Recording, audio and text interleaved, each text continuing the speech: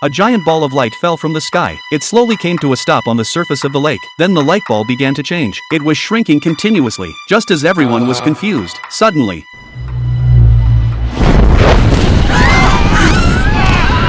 after the explosion ended, the light ball also vanished. But when the smoke cleared, a large group of humans appeared by the lake. At a glance, there were thousands of them. They all had confused expressions on their faces. The National Defense Bureau gathered them all together. After counting, there were a total of 4,400 people. But strangely, they were all people who had disappeared from different countries and different eras. And every one of them had disappeared and immediately crossed into the present. The earliest of them was this little girl who disappeared in 1946. She still looked like she was 8 years old. This event is definitely not caused by a natural phenomenon. What exactly was that mysterious light ball? And what was its purpose in bringing these people here? With many questions in mind, the investigator Tom from the National Defense Bureau decided to apply to investigate the matter, because his son had been drinking with his nephew 3 years ago, and then his nephew suddenly disappeared, and his son has been in a coma ever since. So he wanted to find his nephew and ask what really happened back then. But after searching for 3 whole years, his nephew seemed to have vanished from the face of the earth. There was no news at all. However, among the returnees this time, his nephew was one of them. Tom found his nephew and asked about the situation at the time, but he didn't get any useful information. The investigation seemed to have reached a deadlock. The government was also troubled, not knowing how to deal with these people. After all, they were all ordinary citizens who hadn't committed any crimes. It wouldn't be a solution to keep detaining them like this, so they decided to allow some people to return to society. But many of them had become disconnected from this era. Meanwhile, at Tom's nephew's home, his family was happily holding a party to celebrate his return. Tom tried again to make him recall the scene of his disappearance, but before he could finish, a small bird flew into the glass and died. The kind-hearted Sean picked up the bird to examine it, but the next second, the bird that had originally died miraculously came back to life. At this moment, Sean thought the bird was just pretending to be unconscious. He didn't realize that it was all due to him. It seems that these returnees seem to have some special abilities.